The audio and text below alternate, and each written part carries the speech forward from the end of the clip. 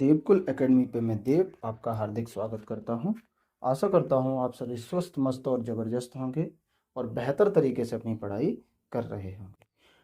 Polity की revision class में ये हमारी अगली क्लास है। इससे पहले जो आपने क्लासेस अगर नहीं देखी हैं, अब तो चैनल पे जाके प्लेलिस्ट बनी हुई है, आप उस पे जाके क्लासेस को देख सकते हैं। ठीक है। इससे पहले हम ऑलरेडी 4 क्लासेस करा चुके हैं पॉलिटी की, और अगर वो आपने नहीं रिवीजन करे हैं तो आप पीछे जाके उन्हें रिवीजन कर लें और फिर इस क्लास को देखें, तो बेहतर तरीके से आपको चीज़ें समझ में आएंगी। यहाँ तक ठीक है। और आपसे एक ही रिक्वेस्ट है कि अगर आप चैनल पे नए हैं तो चैनल को सब्सक्राइब जरूर करें, ताकि आगे आने वाली वीडियो का अपडेट आपको सबसे पहले मिल सके। और चैनल पे सब्सक्राइब तभी आप चैनल को सब्सक्राइब करें जो आपको लगे कि ये चैनल आपके लिए बेनिफिशियल है या इससे आपको कुछ फ़ायदा हुआ है। तो उसके लिए आपको क्लास देखनी पड़ेगी, तो आप थोड़ी क्लास देखें, उसके बाद आपको लगे तो प्लीज़ आप इसे सब्सक्राइब जरूर करें। इसी के साथ शुरुआत करते हैं हम आज की क्लास की। तो आज हम यहाँ से आगे पढ़ने वाले हैं भारत शासन अधिनियम 1858। जो ये भारत शासन अधिनियम 1858 है, इसके तहत क्या हुआ था वो आपको याद रखना है कि कंपनी का जो शासन था वो समाप्त हो चुका था, और जो शासन है वो पूर्णतः आपका ब्रिटिश ताज के अधीन चला गया था। शासन का क्या हुआ था कि वो शासन आपका पूर्णतः ब्रिटिश ताज के अधीन जा चुका था। तो ये आपको यहाँ से याद रखना है कि आपसे पूछेगा किस अधिनियम के तहत कंपनी का शासन समाप्त होकर शासन ब्रिटिश ताज के अधीन चला गया था। तो आप बात कर तो याद रखेंगे कि भारत शासन अधिनियम 1858 के तहत कंपनी का शासन समाप्त होके जो शासन है वो ब्रिटिश ताज के अधीन चला गया। ठीक है। फिर क्या हुआ कि इसमें गृह सरकार की स्थापना हुई थी। गृह सरकार की स्थापना हुई थी और भारत सचिव और राज्य सचिव का पद बनाया गया। जब 1858 का एक्ट आया तो उससे कंपनी का शासन समाप्त कर दिया, शासन ब्रिटिश ताज के अधीन चला गया और गृह सरकार की इसमें स्थापना हुई, जिसमें भारत सचिव और राज्य सचिव पद को बनाया गया। फिर आपसे यहाँ पूछ सकता है कि पहले भारत सचिव कौन थे, तो एडवर्ड स्टेनली पहले भारत सचिव थे। ये आपको याद रखना है कि पहले भारत सचिव आपके एडवर्ड स्टेनली थे। फिर आपसे पूछ ले कि दूसरे भारत सचिव, तो वो चार्ल्स वुड थे। दूसरे भारत सचिव कौन थे? चार्ल्स वुड थे। तो ये आपको याद रखना है। और इसमें क्या किया गया था कि 15 सदस्यीय एक समिति बनाई गई, और भारत का जो गवर्नर जनरल अब वायसराय होगा, यानी गवर्नर जनरल का जो पद है उसे भी समाप्त कर दिया गया, और जो भारत का गवर्नर जनरल था वो अब भारत का वायसराय होगा। तो यहाँ से एक बहुत महत्वपूर्ण प्रश्न बनता है कि भारत का पहला वायसराय कौन है, तो आप याद रखेंगे कि कैनिंग भारत का पहला वायसराय है। आपसे पूछेगा कि भारत का पहला वायसराय कौन है, तो आप याद रखेंगे कि कैनिंग भारत का पहला वायसराय है। क्लियर। फिर आपसे यह पूछे कि भारत का गवर्नर जनरल का पद समाप्त किस अधिनियम के तहत किया गया, तो भारत शासन अधिनियम जो 1858 आया था ना, उसके तहत इस पद को समाप्त करके इसकी जगह वायसराय पद शुरू किया गया, और भारत के पहले वायसराय आपके कैनिंग बने। क्लियर। दूसरी चीज आपको यहां से याद रखनी है कि पहले भारत सचिव एडवर्ड स्टेनली और दूसरे भारत सचिव आपके चार्ल्स वुड हैं। तो ये भी यहां से आपको याद रखना है। क्लियर। चले अगली स्लाइड पे।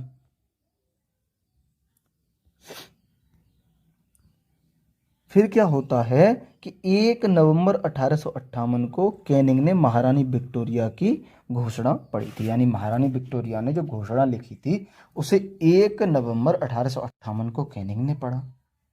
और इससे ये प्रश्न बनता है कि कहाँ पे, तो मिंटो पार्क जो प्रयागराज में है यमुना नदी के किनारे, वहाँ ये घोषणा पढ़ी। और इस घोषणा को भारतीय जनता का मैग्ना कार्टा कहा जाता है। किसे कहा जाता है, तो महारानी विक्टोरिया का जो घोषणा पत्र है उसे भारतीय जनता का मैग्ना कार्टा कहा जाता है। ये प्रश्न इसलिए यहाँ से इम्पोर्टेंट बनता है।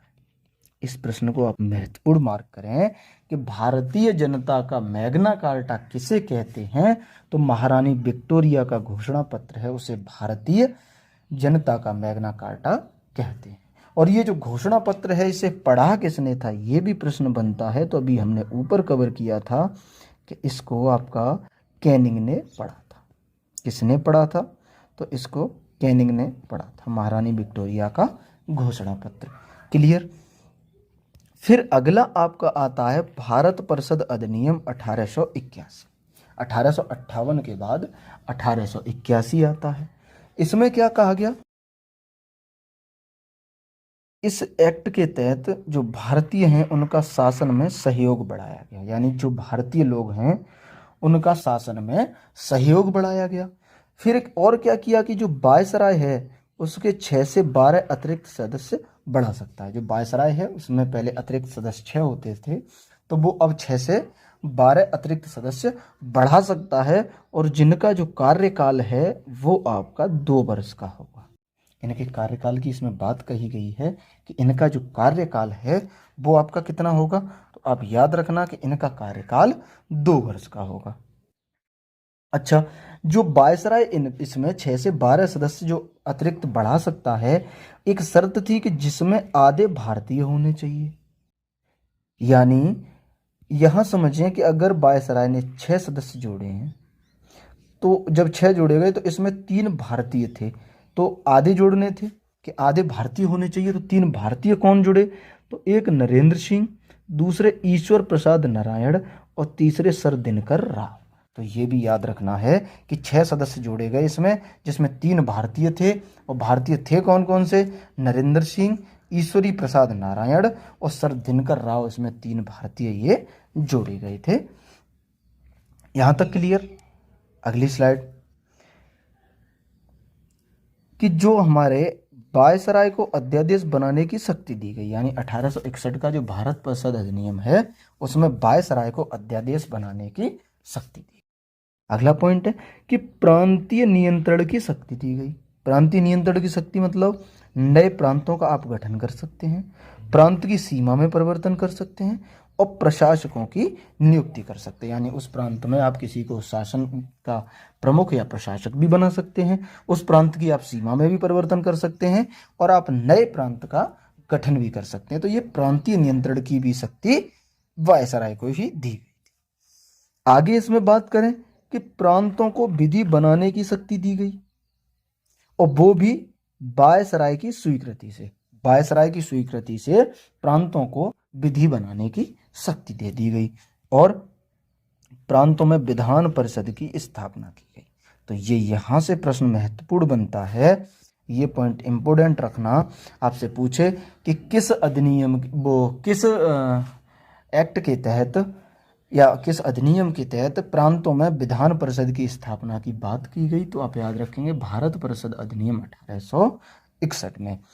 और सबसे पहले जो बना था विधान परिषद, वो आप याद रखेंगे कि सबसे पहले बंगाल में बना था 1862 में, यानी 1 साल बाद बंगाल में विधान परिषद की स्थापना की गई थी। अगले पे चलें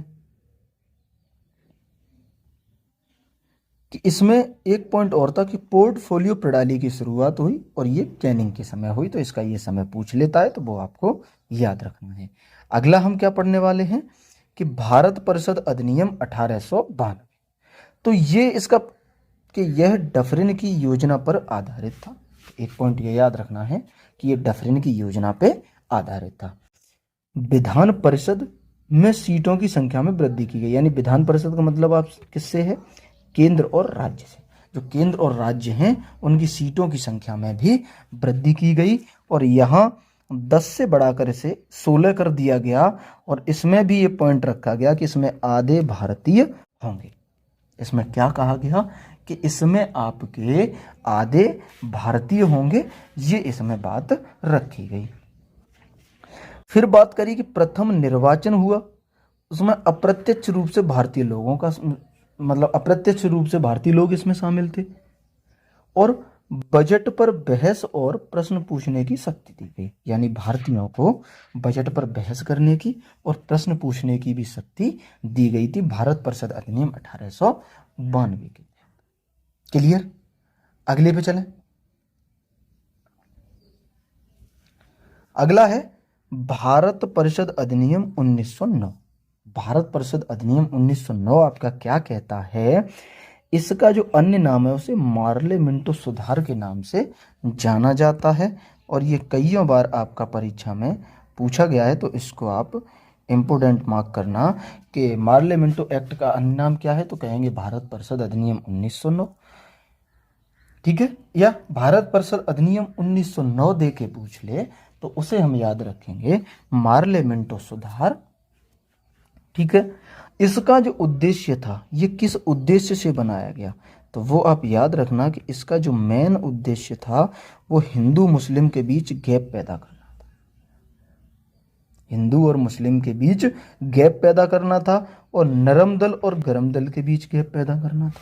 ये इसका जो मार्ले मिंटो एक्ट 1909 है, इसका मेन उद्देश्य था।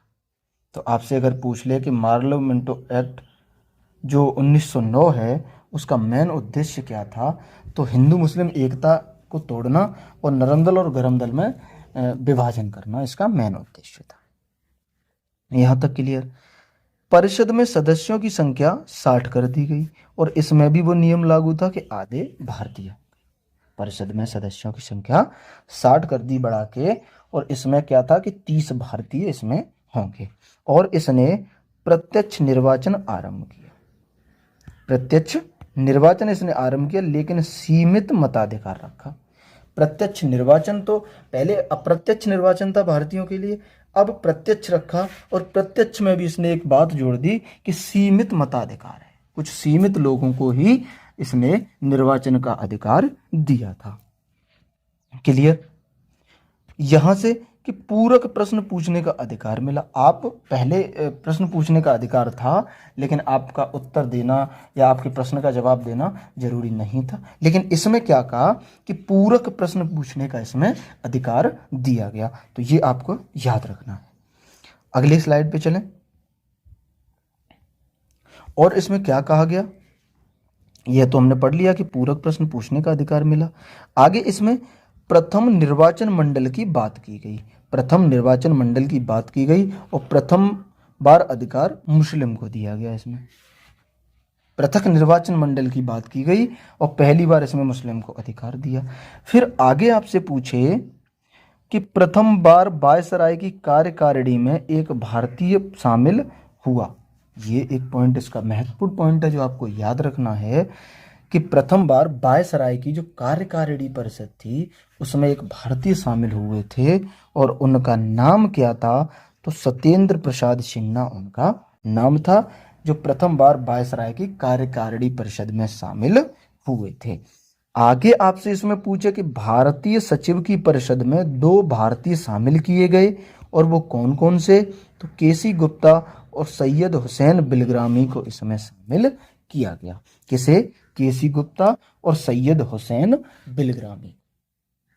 तो यहां से जो महत्वपूर्ण पॉइंट है वो आप एक ये याद रखना, और एक आप इस पॉइंट को याद रखना, और ये पृथक निर्वाचन मंडल की जो इसमें बात की गई थी आपको, ये वाला पॉइंट भी याद रखना है। तीनों महत्वपूर्ण पॉइंट बन जाते हैं एग्जाम की दृष्टि से, और पूछे भी गए हैं काफी बार। तो ये थी हमारी आज की क्लास। उम्मीद है कि आपको क्लास बेहतर तरीके से समझ आई और आपका रिवीजन अच्छे से हो पाया। ये क्लास, पूरी क्लास को अगर आपको डिटेल में पढ़ना है और पॉलिटी की एक बेहतर समझ विकसित करनी है तो आप नवीन सर की क्लास जरूर देखें। मैंने रिवीजन कराया है, तो रिवीजन आपको बेहतर समझ में तभी आएगा, और अच्छे से आपका टाइम बचाने के लिए क्लास मैंने शुरू की है, ताकि एग्जाम से पहले आप कम समय में बेहतर तरीके से रिवीजन कर लें। मान लो कि पॉलिटी की ये 54 क्लास होंगी या 55 क्लास होंगी जितनी सर ने कराई हैं, लेकिन 10 से 15 मिनट के बीच में है, तो आप एग्जाम से अगर 1 दिन पहले या 2 दिन पहले भी चाहें तो पूरी क्लासेस का रिवीजन आराम से कर सकते हैं। पूरा कोर्स आपको ये मुश्किल से 4 से 5 घंटे में हो जाएगा। 5 या 6 घंटे मान लो, आप एकदम क्विक रिवीजन इसका कर सकते हैं, इसलिए ये सीरीज चालू की गई है। आशा करते हैं क्लास आपको पसंद आई होगी। अगर क्लास अच्छी लगी है तो वीडियो को लाइक, शेयर और चैनल को सब्सक्राइब जरूर करें, ताकि आगे आने वाली वीडियो का अपडेट आपको मिल सके सबसे पहले। मिलेंगे अगली क्लास में, तब तक के लिए नमस्ते, नमस्कार एंड जय हिंद, वंदे मातरम।